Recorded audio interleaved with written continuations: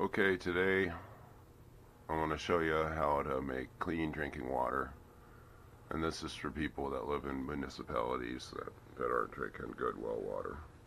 And if you are drinking well water, you should have it tested to make sure there's nothing in it, like arsenic or lead. But anyway, if you're drinking city water, there's a couple things you're going to deal with, and they do cause health issues. Number one is chlorine, because that's critical in modern water processing plants. Is they chlorinate the water, and it's really not good for you. If it is chlorinated, there's a real easy way to deal with it. All you got to do is boil it. If you boil your water, it'll drive off the chlorine. Now, if there's another issue, which is fluoridation. If your water's fluoridated, fluoride's actually salt. You cannot boil it out, and you're going to have to distill it out. And I'm going to go through distillation principles and show you how to do it really easily.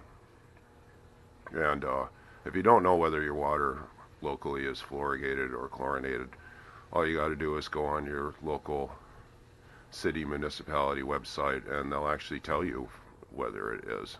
And you can go right on your local wastewater treatment plant site and find that information. And if not, nothing else, you can always call and ask, right? Okay, so real simple. And I'm showing you how to distill water here. I'm not going to show you how to make booze or anything else. If you're interested in something like that, you can easily find out that information. Okay, so first is your distillation unit itself. For this one, I've used a modified pressure cooker because this needs to be sealed, because you need to boil the water in here and get the steam vapor to travel out without leaking out the seal. So you need some kind of sealed vessel, and there's many different ways of doing this. This one's real simple, and I've just removed the center handle and I've drilled it out to fit this coupling for copper. And your vessel itself, you want to use steel or copper so that you don't have anything leaching into the water.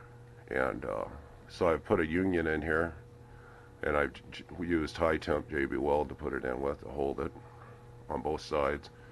And I've put my copper tube in it. And you want to use copper because it cools quick, and I'll tell you why. They always use copper tubing on distillation. And then it's going to wind up. You need some kind of vessel to capture the condensation in. And I've just used a cook pot with a lid. You can see how my line just drips in there. And this middle unit here, this is called a condenser. And this is called a condenser because of a relative humidity. A lot of people don't understand what relative humidity means. And what relative humidity is water vapor at any given temperature. When it starts to turn to water droplets, that's relative humidity. So if you have so much steam in the air that it's actually falling out of the air and condensing on the surfaces, that's 100% relative humidity. And the way you do that is by cooling them. And the only way to get rid of relative humidity is by heating it.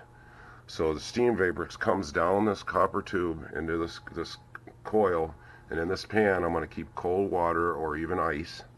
And when it hits, the steam vapor hits the coil in this cooler temperature, it's going to condense and turn back into water vapor. Hence, that's what I mean by relative humidity.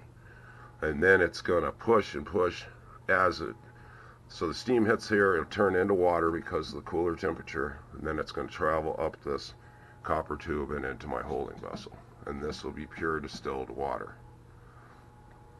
So when I fill up this pot, I'll go pretty much all the way, and then I'll boil it till it's about half gone or 3/4 gone. And whatever I don't want in there, then I'm going to take this and discard it, because that'll be whatever I'm getting rid of, the fluoride or whatever, will be laden in there, because it won't travel in the steam vapor out because it's too heavy.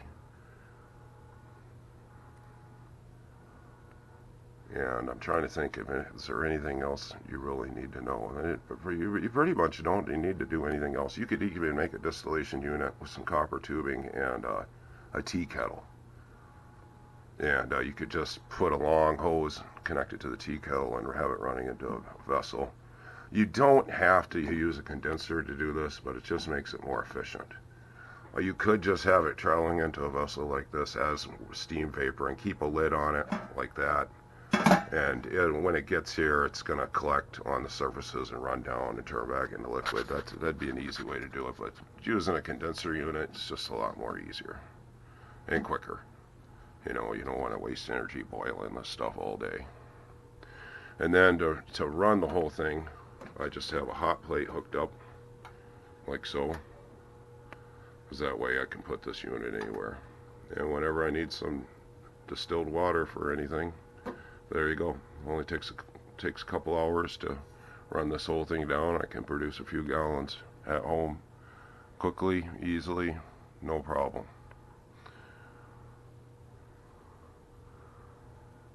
I hope you folks enjoy my channel. Please subscribe. Please click like. And God bless you.